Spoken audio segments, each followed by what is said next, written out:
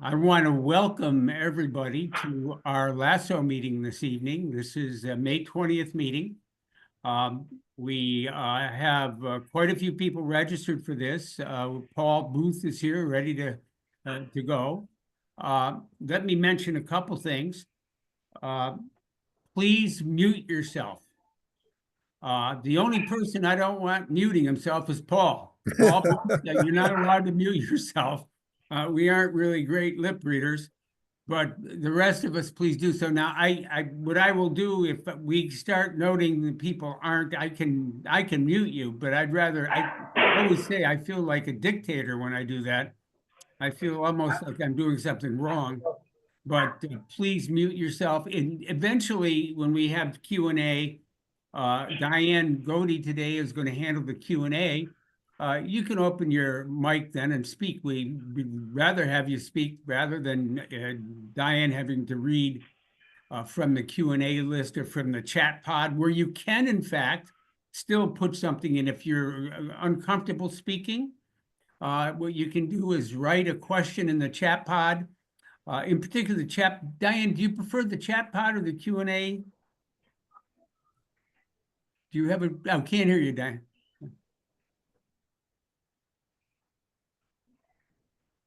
The chat, please. Chat, please. Okay, put it in the chat pod and she'll pick up on it. But on the other hand, if you want to speak, that's fine too. You can raise your hand and she will call on you.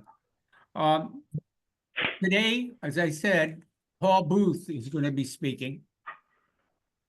Paul described himself as, quote, just a guy who loves stamps, unquote.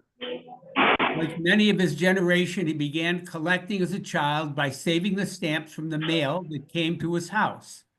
His father supported this budding philatelist with gifts of proper stamp collecting supplies and stamp packets. I'm sorry I screwed that sentence up, Paul. That's fine. I hear somebody isn't muted, and I said to myself, could I mute that person and talk at the same time? The answer is I get none of that done. So we'll just get through the introduction, then I'll deal with the other. As he got into his teenage years, Paul's stamp collection took a back seat to girls, sports, finishing his education and starting a career and family. After several years of stamp collecting only being something to do on an occasional rainy day, he picked it back up again in earnest. In addition to the Machin series, some of Paul's collecting interests include the liberators of South America, the Russian Civil War period, the Faroe Islands, and Slovakia. His memberships include the American Philatelic Society, the Rossica Society for Russian Philately, and 2 local stamp clubs in Hagerstown and Frederick, Maryland.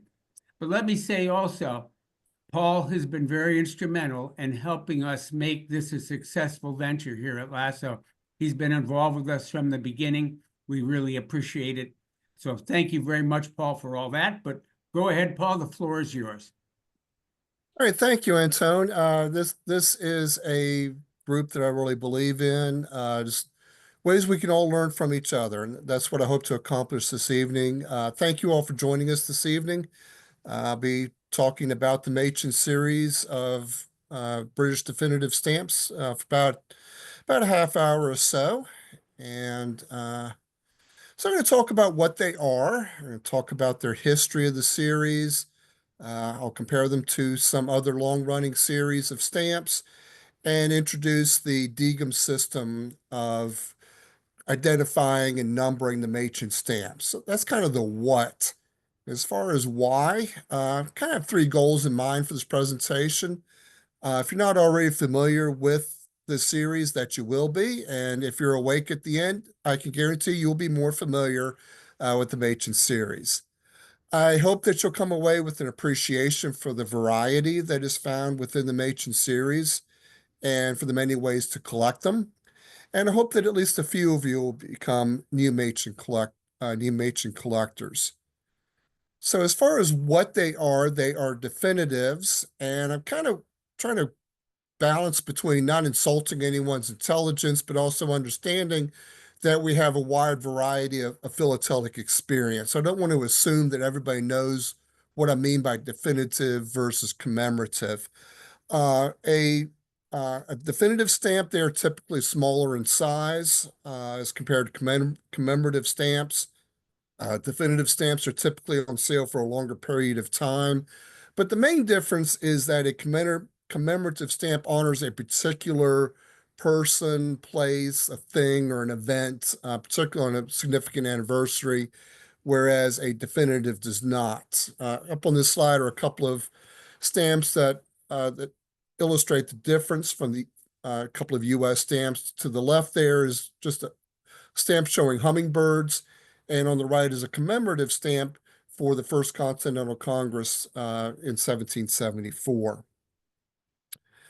They are British, and with all British stamps, there is no country name on them. The Universal Postal Union, the international body that facilitates movement of mail between countries, requires that every country's name appear in Roman letters on the stamps used on international mail. But because Britain invented the postage stamp for prepayment of postage, they're exempt from that requirement. Instead, there'll be a silhouette of the reigning monarch on the British stamps. It might be the prominent feature, as we see with the Machins, or there'll be a small silhouette of the monarch set in a corner. It's a long-running series. I'll get into specifics a little bit later, but they were issued for nearly 55 years, making it one of the longest-running series of stamps in the world. They fulfilled a variety of postal duties, and I would dare say in 55 years, the Machins have fulfilled every possible duty for moving mail, be it a letter, a package, or a postcard, whether mailed within Britain, to mainland Europe, or some far-flung spot around the world. And then finally, they were named for the designer, an artist by the name of Arnold Machin. He is a renowned British sculptor and painter who lived from September 30th, 1911 to March 9th, 1999. He got his start in the art world as a teenager by painting porcelain. He later learned sculpture as a college student. His work allowed him to be elected as an associate member of the Royal Academy of Arts and then later became a master of sculpture. He was elected an academician and then later a fellow of the Royal British Society of Sculptors. In 1964, he was selected to work on the new British coins that were coming out. And then in 1967, he was awarded the design work for the stamps that now bear his name. In 2007, I'm sorry, let me go back one. 2007, he was honored with a stamp of his own that is shown here as part of this mini sheet. Like I said, that was in 2007. All right, so the first Machin stamps were issued on June 5th, 1967. Pictured are the first three. And actually, that 4-pence stamp on the left and the sepia color is not the actual stamp that was issued on that day. I don't have that one. This one is a minor variety that the difference is in the phosphor coating, not visible to the naked eye. But otherwise, the stamp is exactly as it appears. At that time, 4-pence was the rate for domestic letters and also for letters going to the rest of the Commonwealth by surface. In other words, by ship rather than by airplane. These were also in the pre-decimal era of the UK. If you didn't grow up in that system, it sounds very complicated. 12-pence equals a shilling and 20 shillings equals a pound. Britain converted their currency to where 100-pence equals a pound on February 15th, 1971. So these stamps were in use for about almost 4 years before the decimalization. They used the pence and the shillings and the pounds. You have there in the center, the 1 shilling rate that paid for basic airmail service for a letter going to closer destinations. And the 1 shilling 9-pence rate paid for airmail going a lot further, like to Japan or Australia. So, of course, the Machins didn't just magically show up in the post offices in June of 1967. There was a lot of design proposals and design work that went into it. The previous definitive series of stamps featured a photograph of Queen Elizabeth II by Dorothy Wilding. And so that series has the nickname the Wilding series. And show a few examples of those here. This photograph was taken a few weeks after Queen Elizabeth II ascended to the throne, 1954. So the work on these stamps that came to be known as the Machins began in early 1965. After many months of competition and discussions, Arnold Machin was awarded the task of creating the new stamps. The image on the stamps is a photograph of a sculpture. Machin chose to work in bas relief, which is a type of sculpture where the image projects slightly from the background. And the result is a two-dimensional object that appears to be three-dimensional on a piece of paper. Used a three-step process to get to the sculpture that would eventually be photographed. First, he made the original bas relief. Then he made a mold from that sculpture. At this point, he can make corrections and adjustments to that sculpture that we see him doing here. And then you make the final bas relief sculpture that would eventually be photographed. Excuse me a second.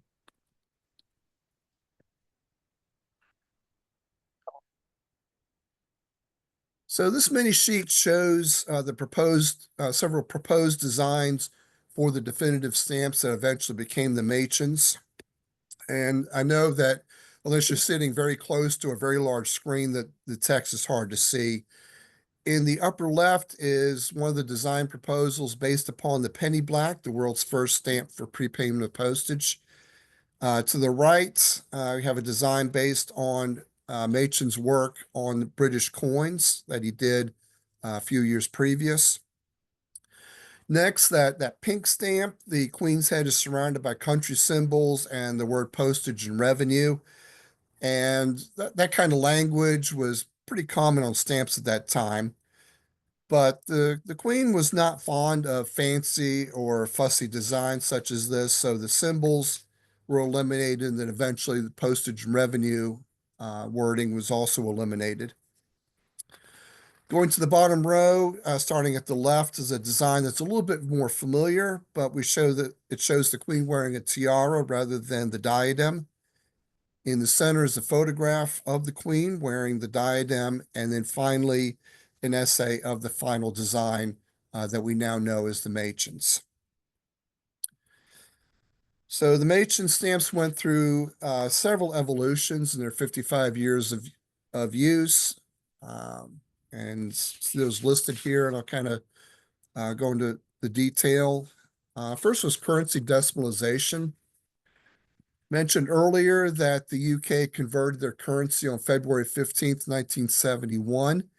And here I show a side-by-side comparison of the two currencies. In the old, pence was abbreviated with the D, as you see on the stamp on the left. And that comes from the medieval coin, the denier, which comes from the Latin, the denarius. With decimalization, pence was abbreviated with the P, as we see on the right. Here's some values showing shillings. 1 shilling, 6 pence on the left. That kind of apostrophe looking symbol was used for the symbol for shillings.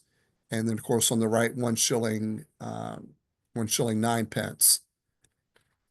The pound symbol, really the font went through changes. The first couple of years after decimalization, the original style of the pound symbol was retained, as you see on the left. And then that was changed in 1972 to what we see on the right. And also the numeral was changed just a little bit. Phosphorescent tagging on British stamps goes back to at least the late 1950s. I think the US was a little bit later in adopting phosphorescent tagging. What that does is it aids in speeding the sorting of mail. The sorting machine detects the phosphorescent ink on the stamp, then orients the envelope where the stamp is in the upper right, and then the machine can attempt to read the address and send it along its way and do all that a lot quicker than a human could. Most, but not all Machins have some type of a phosphorescent coating. During the time that Machins were in use, the phosphorescence took on a lot of different forms. Several chemistries were used. Each of them have a different reaction when an ultraviolet light is shown on them. It's called being excited. The color could be different. Blue and yellow were most common. Some would continue to glow after the ultraviolet light was turned off, maybe less than a second. So you have to look quickly to see that effect. Effects can be different. It can be non-existent depending upon whether you're using long wave or short wave ultraviolet light. Placement varied. You can have a single bar on the left, a single bar on the right, bars on the left and right, bar in the center. There could be overall covering. There could be no phosphorescent coating, but the paper itself is phosphorescent. And all of those makes for collectible varieties. The width of these bars could vary. If there were 2 bars, they would be applied on either side of the stamp across the perforation. So the way to measure the width of them would be to measure the width of the stamp and then separate and then subtract the width of the two bars.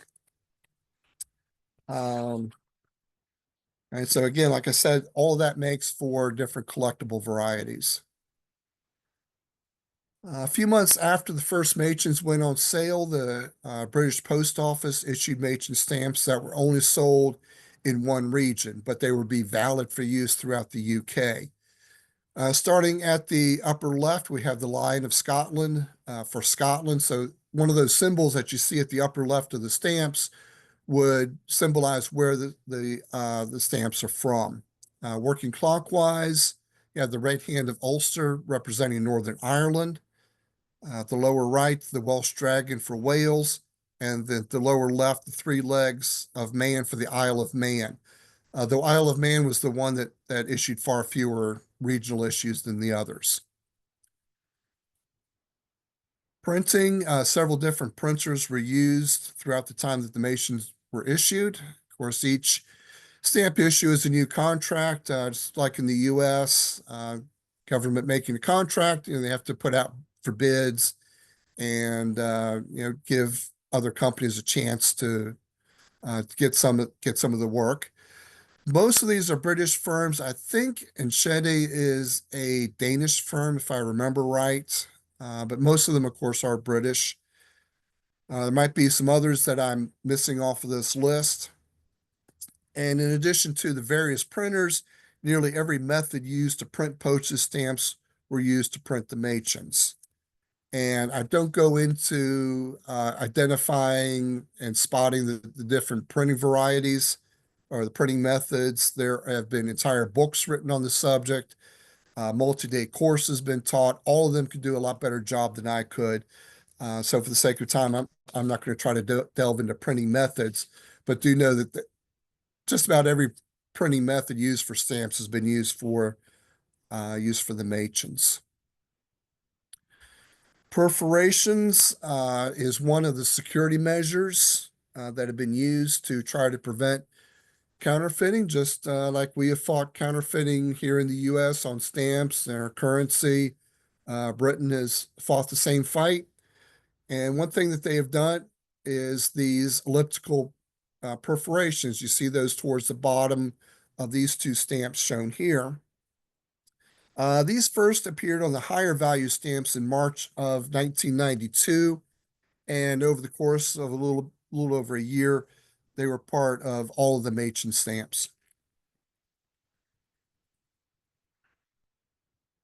So as I said, they were introduced to deter counterfeiting. Regular perforations can be faked even with a sewing machine. That's not going to fool an experienced collector, but it will deceive the average postal patron. So having these kinds of elliptical perforations or syncopated perforations, is called in some places, makes it a lot harder to counterfeit the stamp. And it continued after the introduction of self-adhesive stamps and the die cut perforations. And as with everything else, there are a few variables that are associated with elliptical perforations, again, combining to make several different collectible varieties. There can be 2, 4, 6, or 8 elliptical perforations on a stamp. Their placement that can be on the lower part of the stamp, as we see here, that can be higher on the side, or they can be on the top and the bottom. The length and shape varies a little bit from printer to printer. Length is how many regular perforations does the elliptical perforation replace? And again, all of that making for collectible varieties. Security die cuts. These are rouletted cuts into the design shown on these 2 stamps. Notice that one of them is over the service indicator or the value, and the other is symmetrically placed on the opposite side. This was first implemented in February of 2009, again to deter counterfeiting and also to deter people from reusing stamps that were inadvertently not canceled. Stamp will very likely disintegrate if someone tries to soak it off the envelope. And like me, the damage that you see here, before I knew any better, tried to soak them off. I've gotten a little bit better at it, but really best practice is to cut the stamp off of the piece, leave a little bit of margin around the edge, so that you don't destroy your stamp.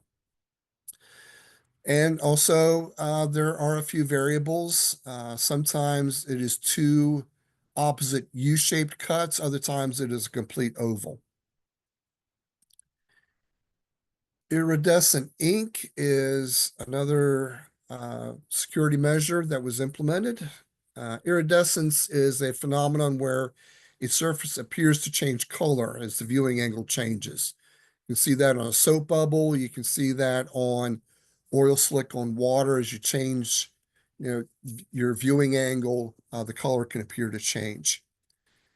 Beginning in 2009, Royal Mail began printing the words Royal Mail, microprinting on the Machin stamps in iridescent ink. And then a little bit after that, they began replacing one letter with a code documenting what format the stamp came from, be it a booklet and what size booklet, a sheet, mini sheet, coils, and so on. Other codes were introduced showing the year of issue. And again, all these variables make for several collectible variables. Again, I'm showing a few of those here. Size, basically you have 2 different sizes of the Machins. The smaller size that are more closely associated with definitive stamps that are shown on the left, and a larger size shown on the right. That's not quite the size of commemorative stamps, but it's noticeably larger than the definitive stamp. The ratio here is about right. I ended up having to do 2 different scans to get these stamps in. So the ratio isn't exactly right, but you don't need to pull out a micrometer to see, do you have the smaller size or the larger size? You can eyeball that. In the pre-decimal era, the values of 2 shillings, 6 pence and higher were in the larger size. And then after decimalization, it's been a mixed bag. I've seen, a lot of different values in both the large and the small size. Orientation, the vast majority of the Machins were printed upright, or what we call in the computer era, the portrait orientation. And a few have been printed sideways or the landscape orientation. And see, both of these are denoted as the second class, same color, but you have another variety of collecting with the sideways or the upright orientation. In 2017, there were several mini sheets and other items that were issued to commemorate the 50th anniversary of the Machin series, and I'm showing one of those to you. And what this does, it shows a lot of the evolutions that I've spent the last few minutes talking about. The first Machin is reproduced in the selvage there at the upper left. And then the actual stamps on that lower row shows the decimal currency introduced in 1971. There was a double head special issue that also depicts Queen Victoria. That was in 1990. The landscape orientation and elliptical perforation starting in 1995. Changes in the fonts, you can see those as you look across the stamps. And then that rightmost stamp, that is actual gold foil. And the stamp the design is embossed, and gold is associated with 50th anniversary. So that's why the actual gold foil. Barcodes were introduced in February of 2022. And I'm showing one of those here. The older definitive stamps without the barcodes are no longer valid for use. Postal patrons had until July of 2023 to either use or exchange their old stamps. The barcoding only applies to definitive stamps. That would be the Machins, and there are also similar stamps picturing King Charles III. Royal Mail says that the barcodes are being introduced, quote, to facilitate operational efficiencies, enable the introduction of added security features, and pave the way for innovative services for customers. One example that they gave was to link a video message from the sender to the recipient of a greeting card. These barcodes can also be used to prevent counterfeiting, to record that a particular stamp has actually been used.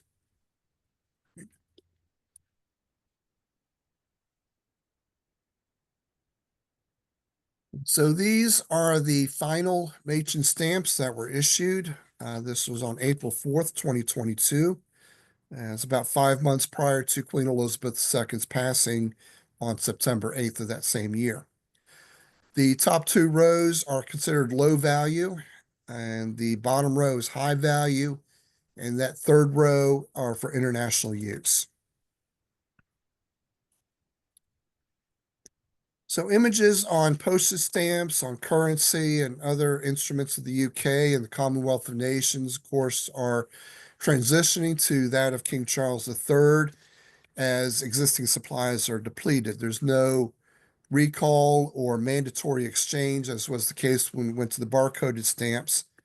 And I'm showing here a stamp that is similar in design to the Machins, but depicting King Charles III. I don't think the philatelic community has fully agreed on a nickname for this series, but Jennings would be consistent for Martin Jennings, who created the portrait used on these stamps and also being used on the new coins.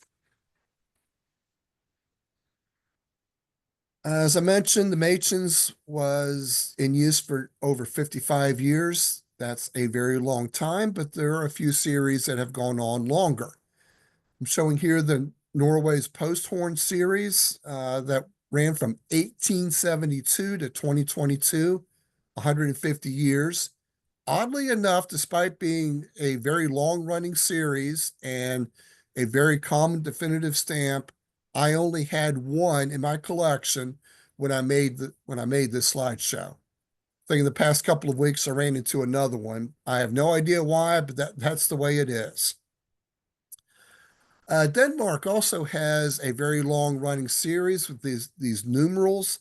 That series began in 1870, and showing a few examples here.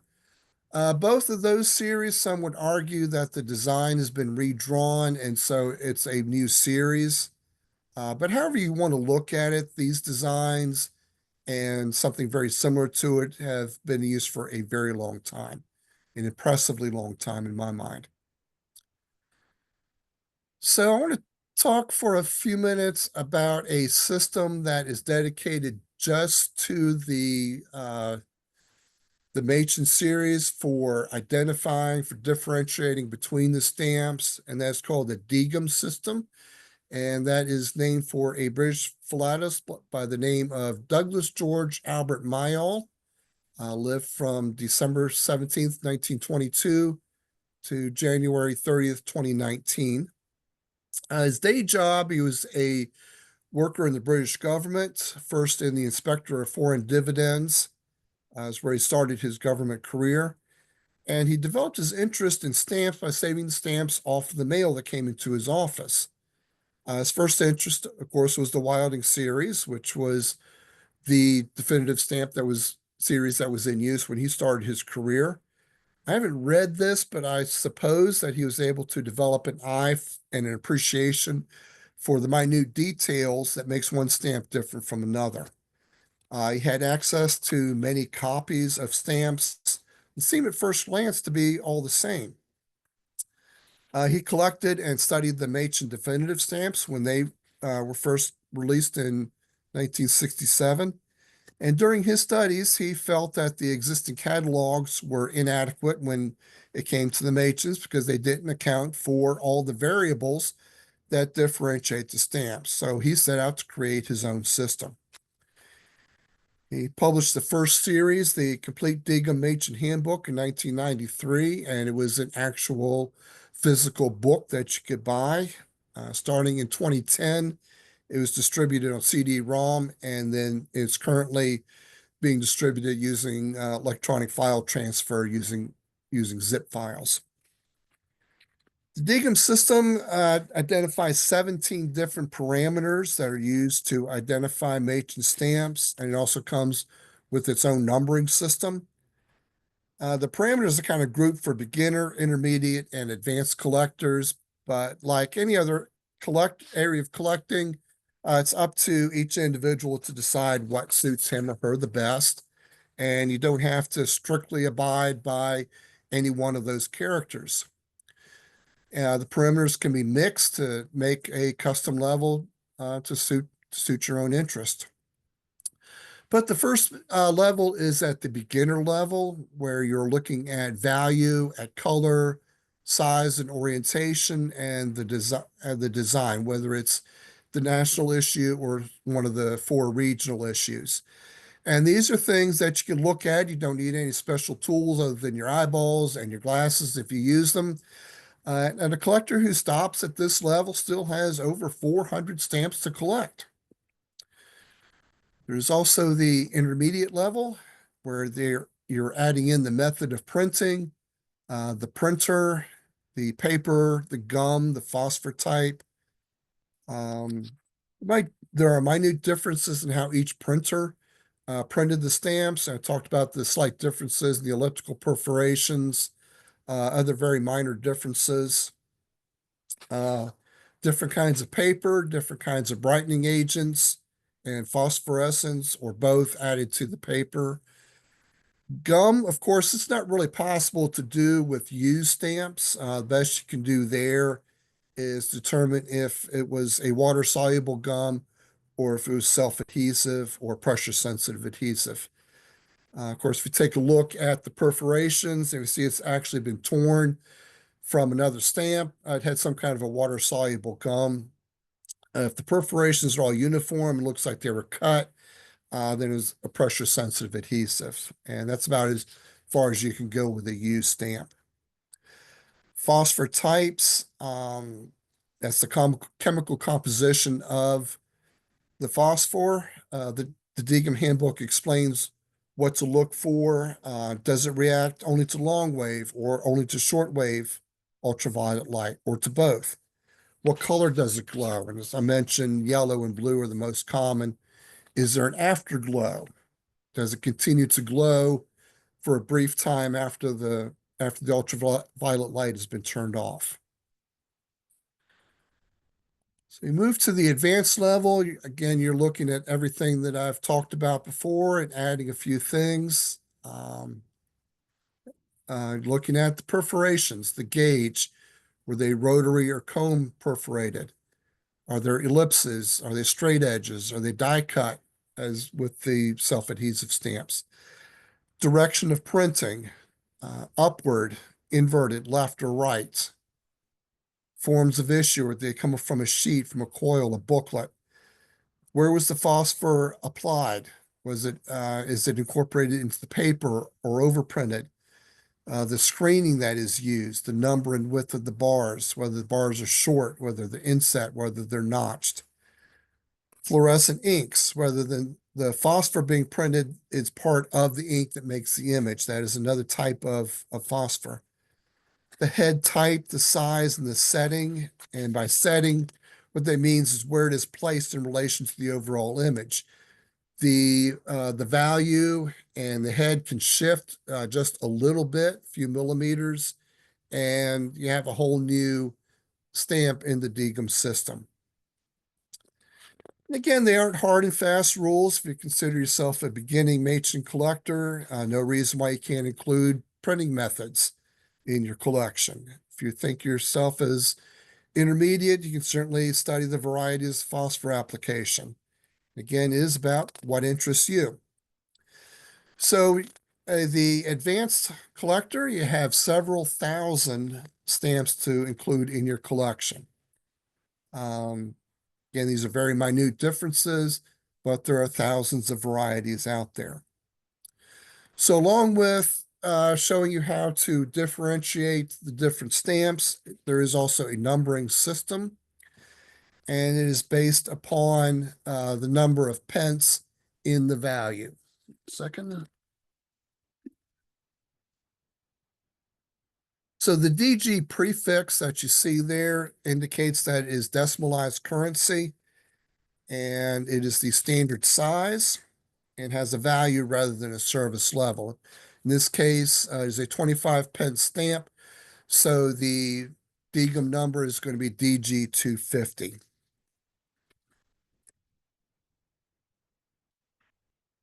And you look on the bottom row, you have the three regional issues that were issued with that value. And you'll see the number is slightly different that has another letter in front of the value, DG N250 for Northern Ireland, and so on. And this is the beginning of the DG250 listings. Each value or service level has a similar heading or similar beginning in the listings. If you're collecting at the beginner level, you have all the information that you need here to identify your stamp. You have the value, you have the color, you have the orientation, the size, you have the color, and your eyes are not playing tricks on you. Royal Mail did have the same name for two distinctly different shades. Salmon pink. See, on the national issue, it's a much lighter shade, noticeably lighter than the regional issues. They have done that in a lot of places. I don't know why, but that's what they did. So if you want to collect at the intermediate level or look at some of the intermediate level listings, you scroll a little bit further and get listings that look like this. They are grouped under the color name. And most of the entries that you see that are in blue pertain to the intermediate level. It's also called the second level in some places.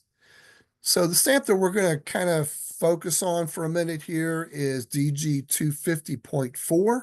That's the second level number for this stamp. Working to the right is the paper type. In this case, it is optical brightening agent-free non-phosphorized paper. Yeah, that's a mouthful. The DGM handbook has a chapter that just talks about paper and various kinds of paper that were used and some clues about how to identify it. Next to that slash mark is the gum. In this case, it is polyvinyl alcohol. And for a long time, I thought that was a number one, and I was having a little trouble. And then I realized, oh, it's alcohol with a small letter L, not a one or anything. The next three entries there has to do with the phosphor, but the second level really just deals with that middle entry, which is the chemistry of the phosphor and how it reacts to the UV light. And the Y indicates that it is yellow, and different phosphor types, and the handbook explains which whether it's long wave or short wave that reacts to the ultraviolet light, and for how long, if there's afterglow, and so on. Generally, the paper or the printer is determined by combination of the other parameters. And then finally is the printing method.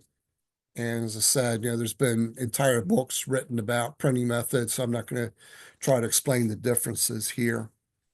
And also the Degum book has a pretty good summary of the different printing methods and how to spot and differentiate between the two. So if you're collecting at the advanced level, you look at the remaining 2 blue entries and then those smaller entries below the second level listing. So here, the other 2, the phosphor placements, 2B, that denotes that there are 2 phosphor bars applied to this stamp, and the phosphor bar width is 9.5 millimeters.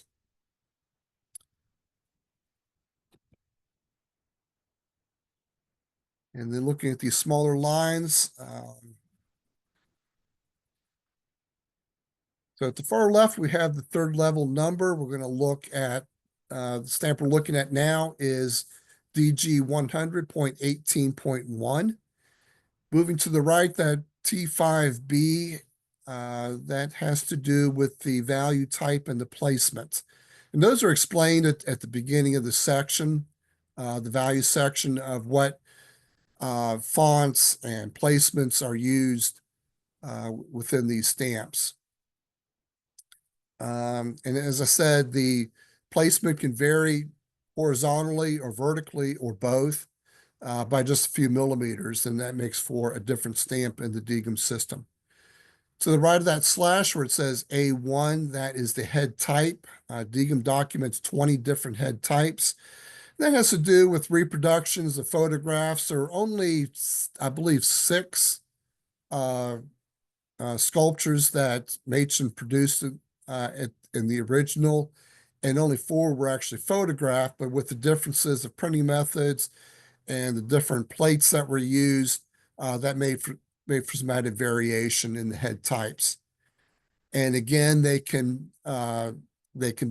placement as far as the overall stamp, that can shift a little bit left or right, up or down, both. And that makes for a different collecting variety. The differences between the heads are very minute. It can be something as very small as a pearl in the necklace being missing or being present. The central cross and the diadem being broken or being solid. So especially when you get to this level, you really need a good, strong magnifier. I have one that it's 10x and it also has a scale etched into it so I can measure and magnify at the same time. That comes in really handy as you're trying to tell the difference at this level. Next, the U, that's the direction of printing. It is upward. Again, you need a strong magnifier and a little bit of practice. You can see a sawtooth pattern of where the ink is leaving the design. Then we have the source. In this case, it is sheets. The next line doesn't really, can't really discern it by examination. It's not something you would see that really differentiates the stamps, but it's notes about them. Gives you a little bit more information. Here, for example, this one has blue gum, and then the minor variety on the line below it has white gum. And you have the color plate and the date of issue. That's kind of the basics of the Degum system. There's different prefixes for the pre-decimal era, the larger formats, the non-value, just a service level. All those have different prefixes. The numbering is a little bit different for the regional issues as well. That's kind of the basics of it. If you really want to get more information, you can go to www.degum.com, give you information about how to gain access. Last I looked, it was 49 pounds to get copies of this, and that translates to about $66. And of course, there's all kinds of currency conversions if you don't use US dollars. And one last slide. This is how I store my collection. I'm using a small stock book, and I have the stamp and these profiles also comes part of the Deacon handbook. They are the same size as the stamps, so you can cut those out and have them nearby uh, near your stamp. And it's the way I do mine. I don't use stock books for anything else, but I move my Machins around a good bit, so I thought this would be the best way instead of having to uh, try to peel off hinges or move them out of stamp mounts or so forth. Um, Plenty of other ways to do it. You can make your own album pages, whatever you like to do.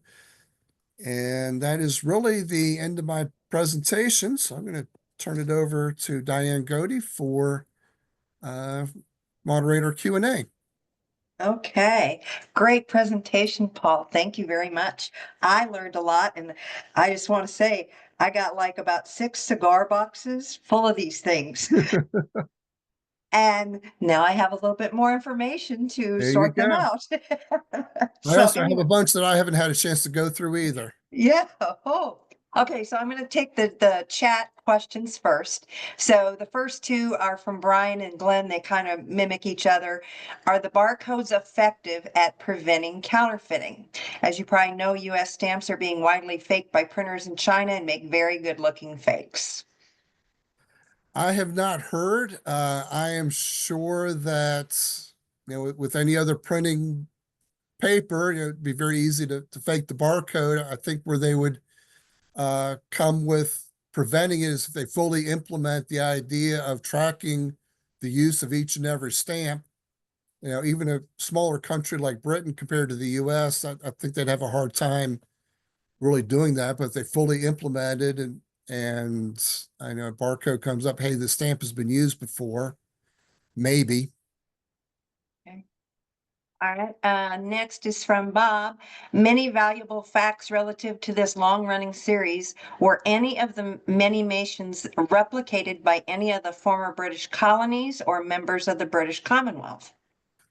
There were a few. I'm trying to remember. I think it was one of the Caribbean island nations that also had something very similar to Machin's.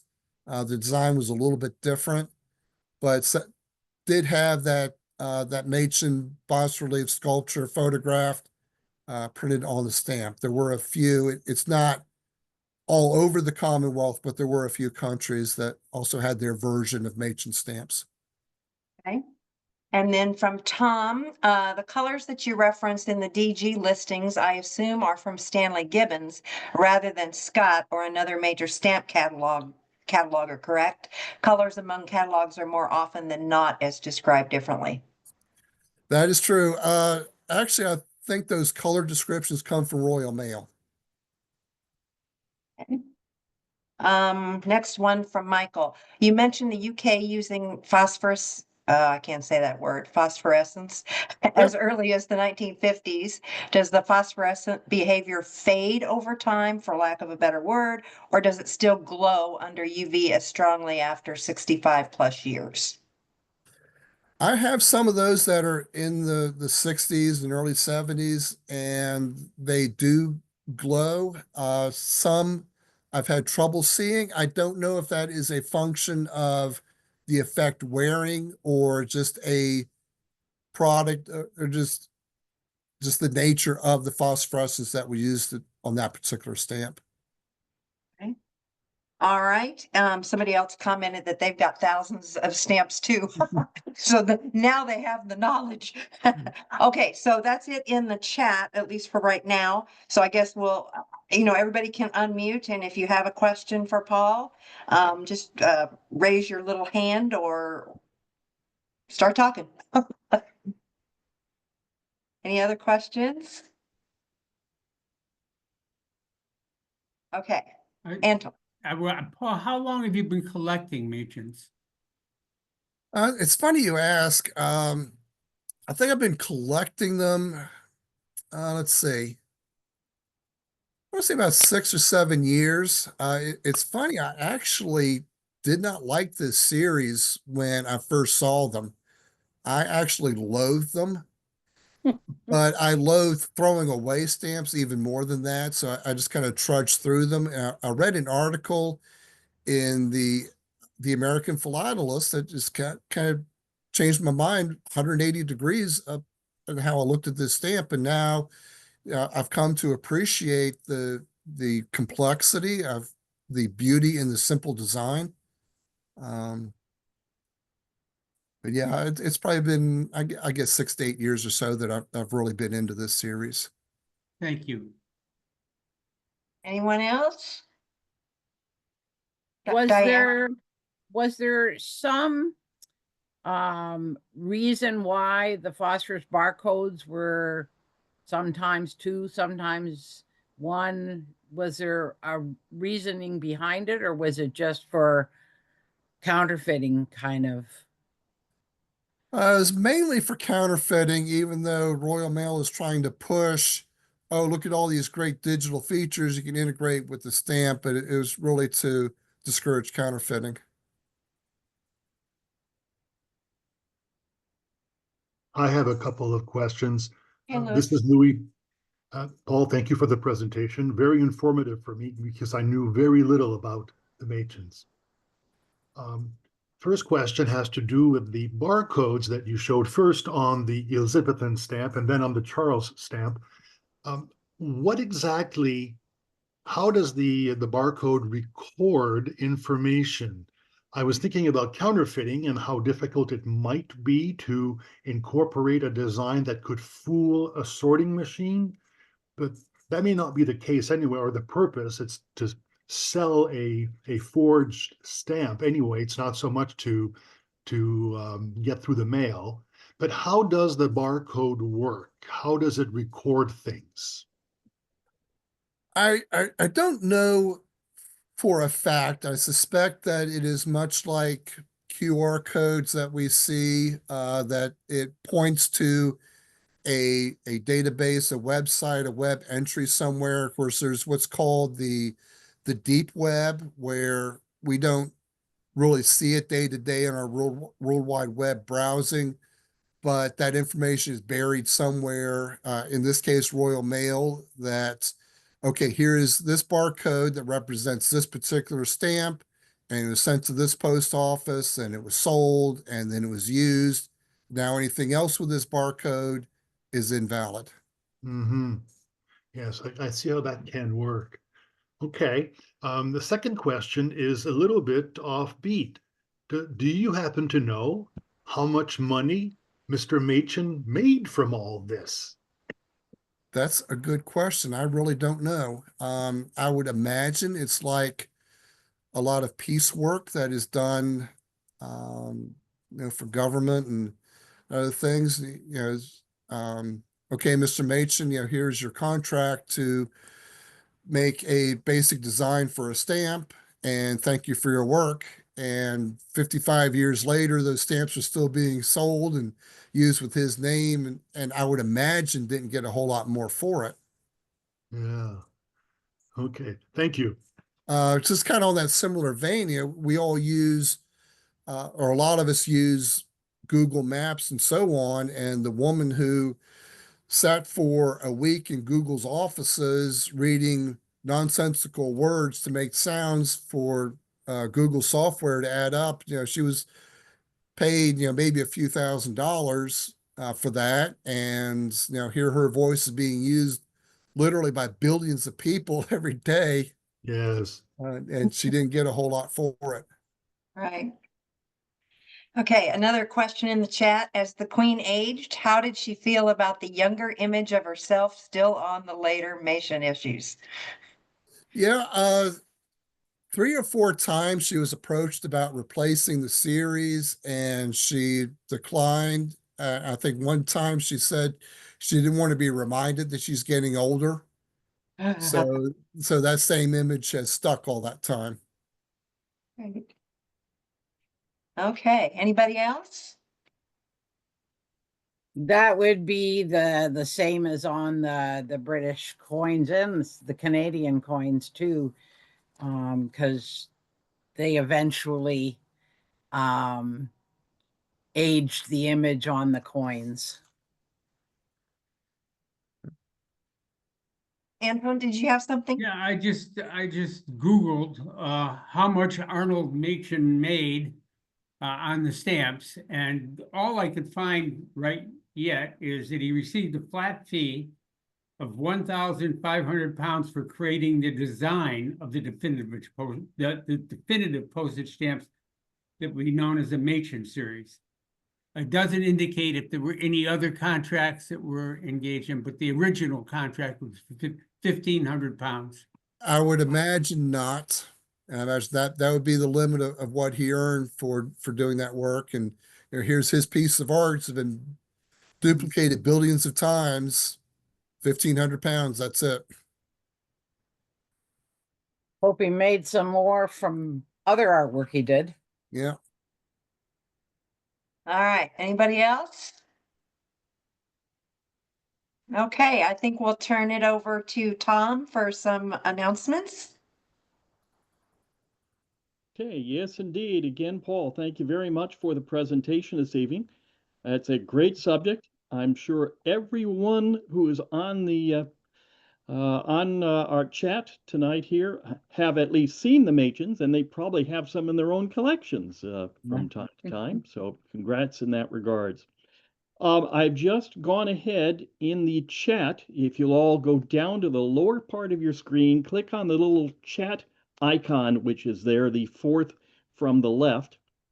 You will find the link for tonight's evaluation of the Machin talk that's just been given here. I would appreciate you when you get a chance to click on that link. That will go to the form and ask you to fill out the information there and what you thought about the presentation. In another month's time, Bob Thompson is going to be giving a presentation on Tuesday, June 17th, and the subject is the stamps of Antarctica, which is something that he collects. Again, a very interesting subject that everyone can relate to in one way or another. I do want to just give you a little bit more background information about us, the membership, if you will, of LASO. I'm going to pull up another screen. I won't be able to show this to you offhand, but I'll give you the latest stats. Just to give you a rough idea, we now have a total of 252 collectors from around the world who have claimed LASO free membership. We would encourage you to join with the rest of us in recruiting people. It is free of charge. I think you're all enjoying presentations like this and would ask that you go find a friend and tell them about joining LASO. As of this point right now, we have 252 members. And I did a quick count. We have members in 42 of the 50 U.S. states, plus the District of Columbia in that regards. And we have members from 12 other countries. Leading the way, as you would suspect, is Canada with 25 members out of those 43 members who are outside of the USA. Just want to kind of give you an update in that regards. And also just give you a reminder in that regards to go to the LASO website. You will find all kinds of good information there, including a whole bunch of links to other interesting philatelic items that I'm sure you'd find interesting yourself. And with that, I think I'll turn it on over now to Anton. Go ahead and close the evening on out. Folks, we want to thank you all for attending, but Paul, I got to tell you, let me just double down on what everyone else has said about how much I've learned tonight. I have 2 bags of Machins I've never opened. I bought them at a stamp show. One dealer seemed, no one was around him. I felt guilty that we invited him to be at the stamp show and he wasn't selling anything. So I went over and bought some Machins. And he kept asking me subsequently, have you gone through them yet? And I haven't, and I haven't, and I haven't. But now I'm going to have some reason to at least sit down and open the bag and see what's in it. So thank you so much. It's just another example, folks. As Paul said, what we're trying to do is see what we can learn from each other. And we've had so many wonderful presentations from members who just have something to share. And you don't have to be, by the way, let me stress this, an advanced collector. You don't have to be somebody with a $250,000 collection. You can be somebody who simply is gotten a passion about something that you want to share with others. So I would just encourage everybody to be thinking about that. And if at some point it just strikes you, you can do something with us, please feel free to get in touch. What I'm going to do at this point is I'm going to turn off the recording. This is the end of the show, if you will. However, we'll hang on. If anybody wants to continue talking, we'll do that. But let me end the recording right now.